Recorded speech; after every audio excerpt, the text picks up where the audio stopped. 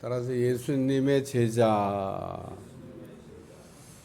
예수님을 만나서 예수님의 제자가 된다고 하는 것은 말로 다 할 수 없는 영광이고 축복이라고 생각을 합니다.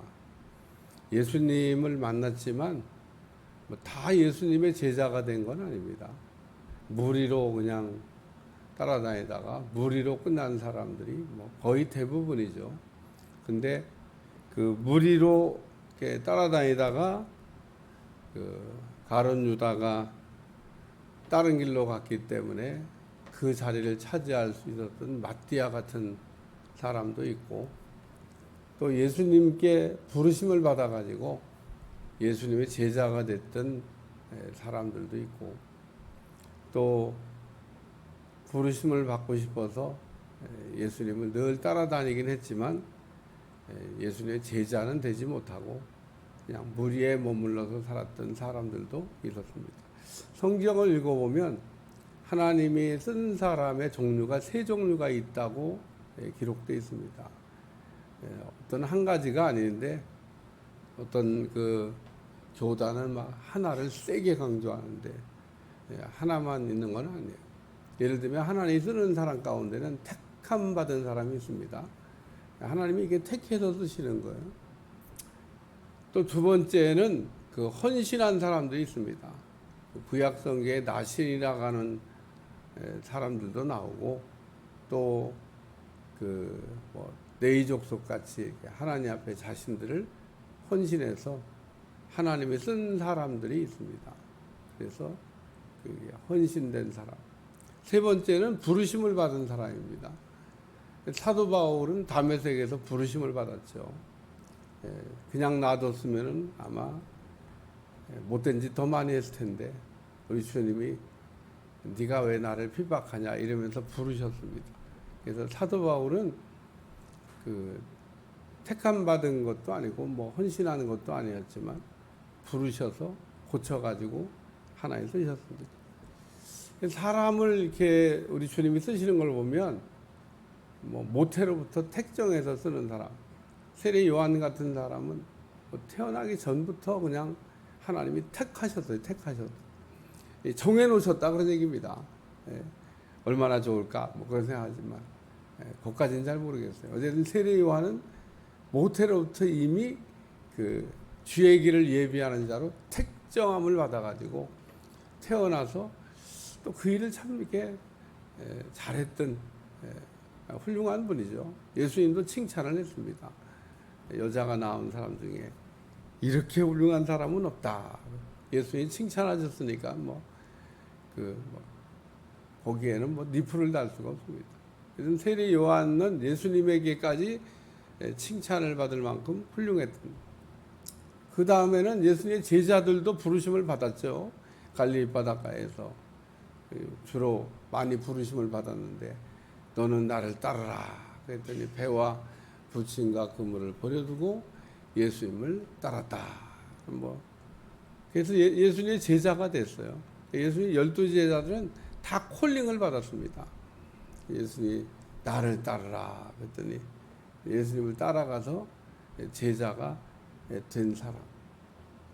그 다음에는 아까도 얘기했지만 나신이라고 해서 헌신한 사람들을 얘기하는 겁니다. 하나님 앞에 자기를 이렇게 바친 사람들.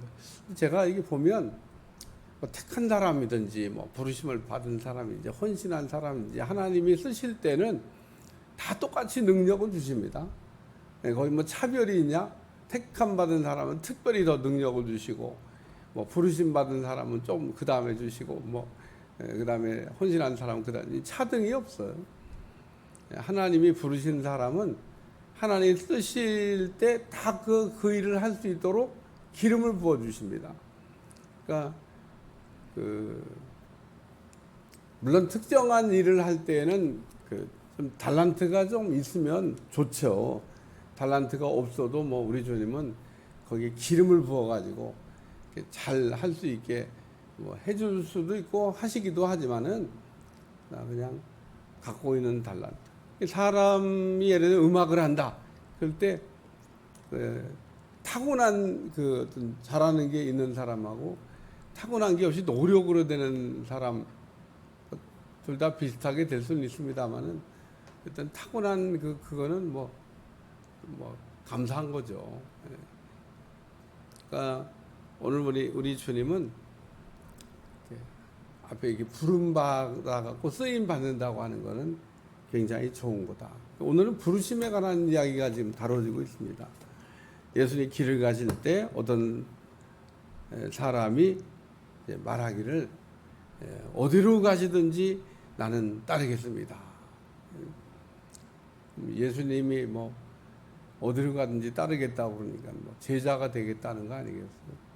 예수님께서 그 제자가 되겠다고 하는 사람에게 여우도굴이 있고 공중의 새도 집이 있으되 인자는 머리 둘 곳이 없다. 그리고 말씀하셨어요. 그래서 이 사람은 그냥 갔습니다. 이 얘기를 듣고 그냥 제자가 안 되고 갔어요. 왜 갔냐? 예수님을 따라다니면서 좀 부자가 되보려고 그랬는데 이 사람은 그냥 부자가 되는 게 소원이에요. 부자가. 예수님을 이렇게 만나서 부자가 될 수 있겠다는 생각을 했는데 예수님이 그냥 찬물을 쫙 끼얹은 겁니다. 내가 보다시피 알다시피 뭐 집도 한 칸 없는데 나 따라다녀봐야 뭐 집 한 칸이나 마련하겠냐. 그리고 얘기하셨습니다. 실제로 예수님의 삶은 이렇게 다 나눠주는 삶이었기 때문에 뭐 이렇게 쌓아놓은 게 사실 없었어요. 실제로 없는 거를 없다고 얘기하신 겁니다. 그렇다고 뭐 예수님이 뭐 무엇이 부족해서 뭐 매일 쪼들리고 그런 건 아닙니다만 어쨌든 이 제자가 되겠다고 하는 이 사람에게 우리 주님이 이런 말씀을 이렇게 하니까 돌아갔습니다. 오늘 우리가 예수님을 제자가 될 때 동기가 순수해야 됩니다. 우리는 기도할 때도 동기가 순수해야 됩니다. 왜 그러냐? 기도할 때도 항상 우리가 습관적으로 물어봐야 돼요. 왜? 왜라는 질문을 해서 답이 명쾌하게 안 떨어지면 그거는 이제 기도가 제대로 된 기도가 아닌 거예요. 그러니까 그런 기도는 빨리 뭐 정리해 버려야 되는 거지. 그런 기도를 붙잡고 이렇게 씨름하면 어제 제가 얘기한 대로 잘못 기도하면 하나님 알아서 이렇게 정리해 주시나? 알아서 정리 안 해 주셔요. 기도를 잘못하면 잘못해도 그대로 됩니다. 예를 들면 세베대의 아들들의 어머니가 그 주의 나라의 오른편 왼편에 앉게 해달라고 하니까 우리 주님이 오른편 왼편에 앉는 건 내가 잘 모르겠고 그건 뭐 하나님 아버지께서 알아서 하실 일이고 네가 지금 무슨 기도하는지 알고 지금 그런 기도를 하냐? 네가 내 잔을 마실 수 있겠냐? 그러니까 또 마실 수 있겠다 마시겠다고 막 그게 무슨 말인지도 모르고 예수님께서 내 잔을 그럼 마시겠냐? 그러니까 아멘이죠. 막 왜 주의 나라의 오른편 왼편 하겠다는 그 막 욕심 때문에 아멘이죠. 그러고 받았어. 그래서 야고보가 첫 번째 순교자가 됐고 예수님 같은 잔을 마시겠다. 요한은 살아있는 순교자가 됐습니다. 어떤 순교자가 더 쉬울까? 내가 볼 때는요, 살아있는 순교자가 훨씬 더 고통스러워요. 순교 시대에는 그냥 야고보처럼 그냥 순교하는 게 오히려 더 나아. 그냥 불에 타 죽든지 뭐 톱에 잘려 죽든지 죽으면 끝이잖아. 근데 살아있는 순교자는 계속 고난을 받아야 돼요. 죽지도 못하고. 살아있는 요한이라는 순교자가 살아있는 순교자라고 얘기하는데 훨씬 더 마지막까지 그러니까 예수님의 쓴 잔을 마셨던 사람 요한. 예수님이 네가 지금 무슨 기도하는지도 뭐 알고 기도하냐고 모르고 기도하면서 그게 이런 건데 내 잔을 마실 수 있겠냐? 의식 욕심 때문에 덜컥 아멘. 그게 정말 이루어졌어요. 그러니까 오늘 우리는 기도할 때 항상 왜라는 말씀을 물어야 되고 예수님을 우리가 따른다고 할 때도 동기가 순수하게 깨끗해야 돼요. 깨끗해야 돼요. 깨끗한 동기로 우리가 주님의 제자가 되겠다고 그래야지. 이런 마음이 없이 주님의 제자가 되면 따라가도 뭐 별로 얻을 게 없어요. 이런 사람들 그 신앙생활하는 사람 가운데 많이 있습니다. 예수님 믿고 그냥 한몫 챙겨보려고 하는 사람. 그래서 교회를 비즈니스장으로 생각하고 오는 분이 있습니다. 천만 원 갖고 비즈니스 하더라고요. 막 보험 들어달라고 막 이분저분 따고, 아 저분이 괜찮네, 요분이. 그래서 보험을 다 이제 들었잖아요. 그럼 떠나. 영업 다 끝났으니까 딴 교회로 가는 거야. 그래서 아주 영업하려고 이 교회 다니고 저 교회 다니고. 그런 분은 안 오도록 제가 기도를 하니까, 그래서 진짜 안 나타나서 감사한데, 야 그런 사람 하나 들어오면 참 복잡합니다. 두 번째는 나를 따르라 그런 사람이 있어요. 예수님이 콜링한 겁니다. 예수님이 나를 따르라. 근데 이 사람은 부모님 장사 지내고 오겠다고 얘기를 했어요. 근데 제가 이 설교를 늘 하면서 부모님 안 돌아가셨다고, 제가 이건 부모님이 돌아가셔서 이런 얘기를 한 게 아니라 그게 좋은 말로 거절한 겁니다. 예수님의 부르신다고 다 아멘 하는 게 아니에요. 예수님의 콜링을 받고 거절한 사람이 훨씬 더 많습니다. 성경에는 예수님이 나를 따르라 그러니까 예수님의 제자들이 배도 버리고 부친도 버리고 막 베드로 뭐 요한 안드레 막 따라갔다고 하는 기록이 돼 있지만, 오늘 여기에 기록된 것처럼 예수님 부르셨어도 안 따라가는 사람들이, 안 따라가는데 하기 싫어요, 안 해요, 이렇게 하면 좀 표현이 그렇잖아요. 그러니까 좋은 말로. 가끔 저한테도 그런 분, 나도만 목사님 좀 사주세요, 이거 좀 팔아주세요, 막 이런 분, 그러면은 저도 이렇게 좋은 말로 거절할 때 다음에 하자고. 다음에. 우리나라 사람들이 잘 쓰는 말, 다음에. 거짓말은 아니에요. 다음에 뭐 살 수도 있고 아닐 수도 있는데 다음에 하자. 다음에 하자는 얘기가 거절하는 말이에요. 거절하는 말. 다음에 사겠다는 얘기도 아니고 꼭 산다는 얘기도 아닌데 어쨌든 다음에. 막 전도에도 그런 사람이 있어요. 다음에 오시라고. 네? 다음에 오시라는 게 거절한 거예요, 사실은. 오늘 이 사람도 좋은 말로 예수님의 부르심을 거절한 겁니다. 이런 걸 뭐라고 하냐면 복을 걷어찼어요. 복을 걷어찼어요. 누구는 되고 싶어서 막 예수님을 따라다니면서 언제 나를 불러줄까. 그리고 무리 가운데서 예수님을 반경 얼마 달 떨어지도 않냐고 다 따라다니면서 부럽다 그러면서 예수님 제자 부러워하며 따라다니는 사람들. 이 사람은 세상에 콜링을 받았는데 다음에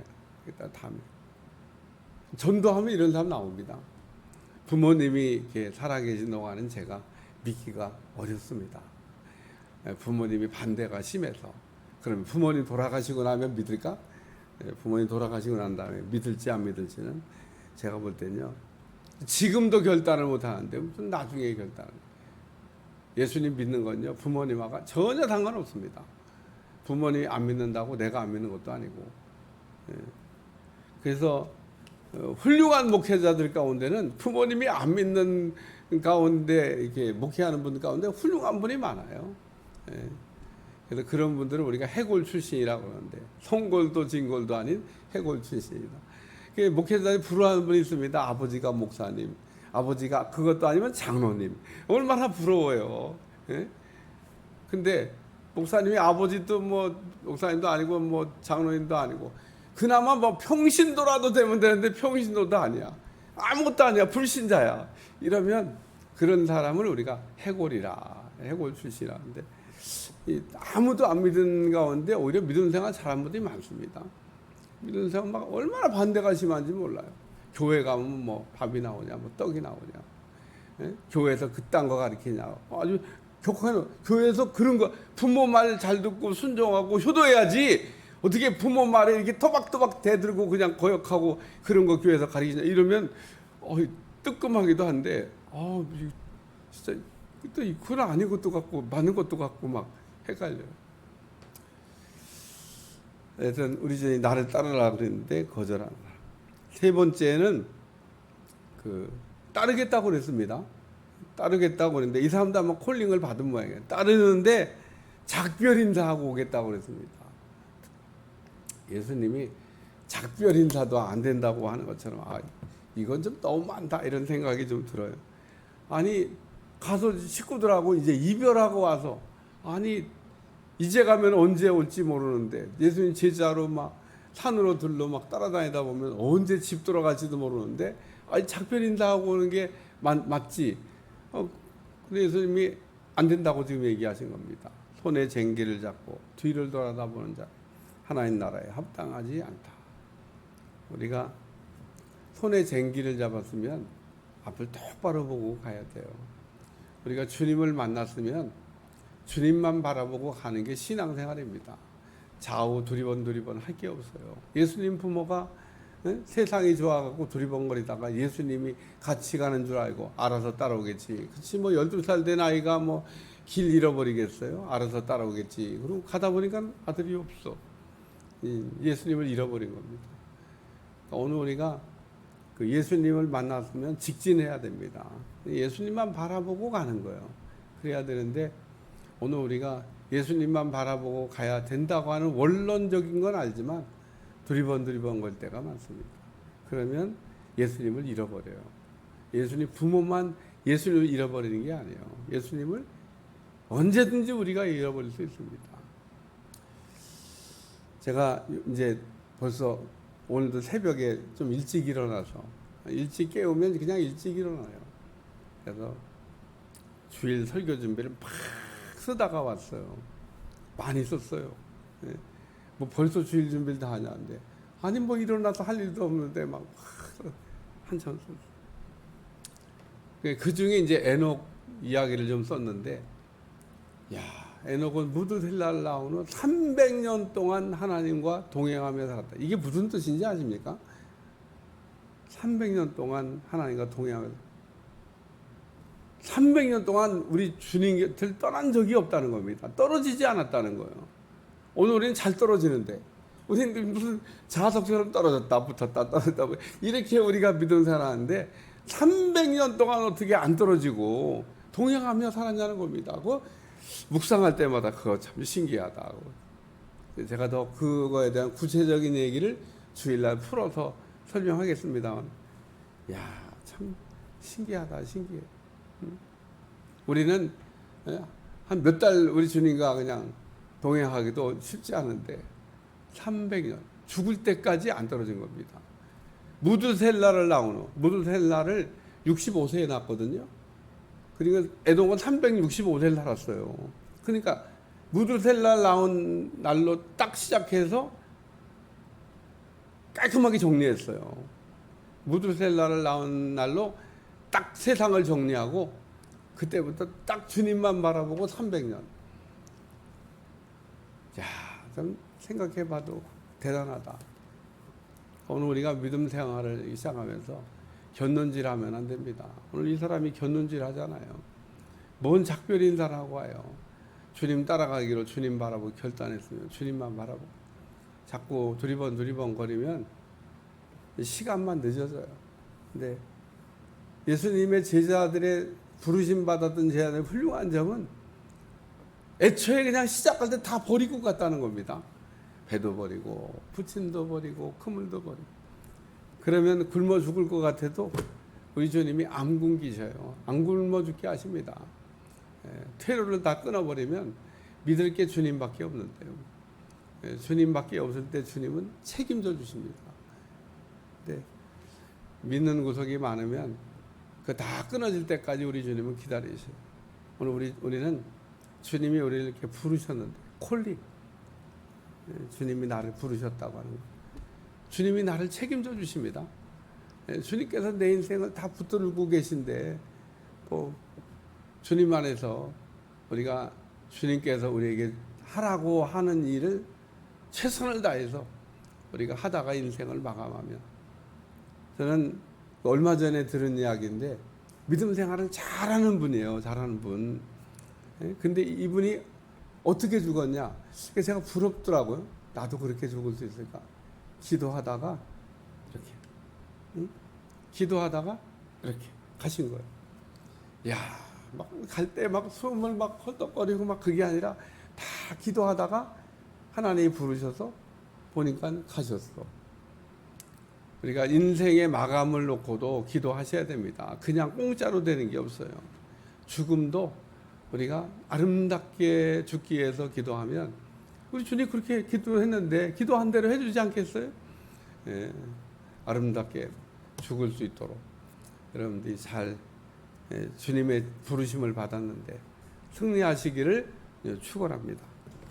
기도하겠습니다. 하나님, 오늘도 부르심을 받았던 사람들에 관한 말씀을 들었는데 오늘 우리가 동기가 순수하지 못했던 사람, 또 좋은 말로 거절했던 사람, 또 머뭇머뭇거리는 사람들처럼 우리가 머뭇거리지 않게 도와주시고 예수님의 제자들처럼 부르심을 받았을 때 좌우로 두리번거리지 아니하고 직진할 수 있도록 축복해 주옵소서.